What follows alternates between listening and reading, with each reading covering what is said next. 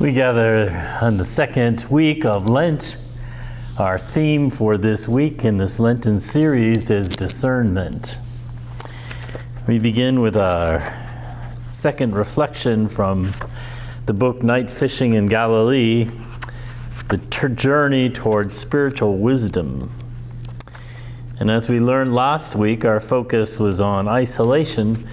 This whole process of discernment and the whole process of spiritual life is cyclic. And we begin as creation did, out of chaos, out of isolation, out of aloneness, and moving from that place to a place of discernment, but never quite leaving it. So in that sense, it's a cyclic process.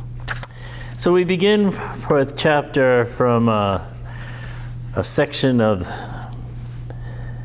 the scripture from John 21, verse 4. Just after daybreak, Jesus stood on the beach, but his disciples did not know that it was Jesus. And Jesus said to them, "Children, you have no fish, have you?" They answered him, "No." He said to them, "Cast the net to the right side of the boat, and you will find some." So they cast it, and now they were not able to haul it in because there were so many fish. The disciple whom Jesus loved said to Peter, "It is the Lord." When Simon Peter heard that it was the Lord, he put on some clothes, for he was naked, and jumped into the sea. But the other disciples came to the boat, dragging the net full of fish, for they were not far from the land, only about 100 yards off. The word of the Lord. So our theme is discernment. The question might be for us is, what does it mean to discern something? Discerning is more than just kind of taking a glance at something, but to spend time with, to enter into the fullness of something, to put one's thoughts and minds and hearts into reviewing whether or not we want to sit with this a while, or whether this is some direction we want to move in. This discernment process is not an isolated process. It's something that we, first of all, we center ourselves and we ask ourselves, well, what is it that I am being asked to do? And then we go and check that out with the community around us, whether that be a group of faithful people that we want to share with, whether it be our church community, whether it be someone close to us that we can bounce off these ideas with. So discernment, good discernment, happens in community. So you think about a moment in your own faith journey when you had to take time to discern. Sometimes during moments of transition, some sets when life presents itself, roadblocks, or life presents itself detours, and we're having to weigh, what do I do now? Where do I go now? How will I live without my loved one? Whatever the detour or experience might be that move us from one place to another often requires good discernment. Time to weigh something, to think about it thoroughly. And in doing so, we most likely will have competing values. Sometimes it's easy to make decisions when it's quite clear what direction we're going in and what makes most sense to us. And yet there's other times when, gosh, how could you ever make a decision? How could you choose one value over another? Something both valid, both important, both meaningful, both reflective.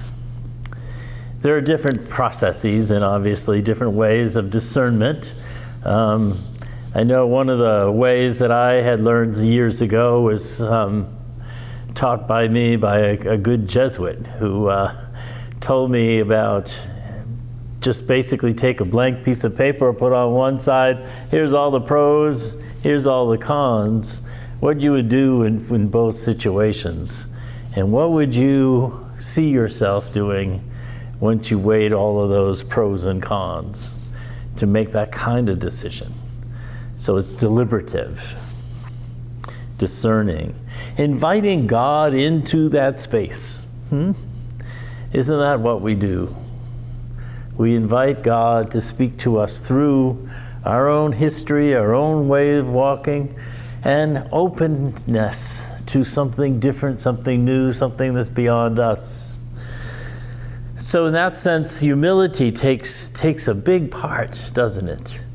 To be humble enough to recognize that, yeah, sometimes I'm wrong. Sometimes I've made the wrong choice. Sometimes I've rushed into something before opening my eyes and seeing the whole truth.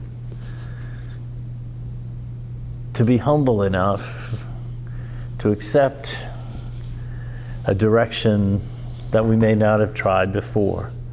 To not always to be in control, but to be open.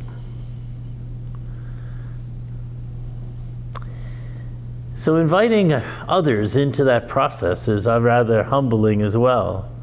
Kind of admitting that you don't always have the answers, you're not always right, that your church family who love you, the people that you surround yourself who are your faith folks who hang in there with you through thick and thin, they're there to support you. To trust that experience as you discern, to listen to them, to be open to hearing their voice, and ultimately to open to hearing God in the midst of it all.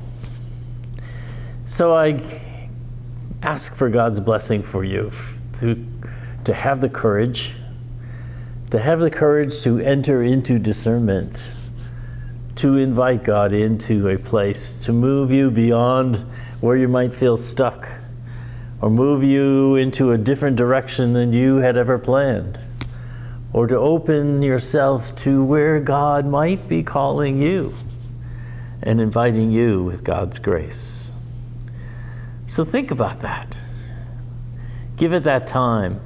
Give it that time to throw your nets to the other side of the boat, just like Peter was asked to do.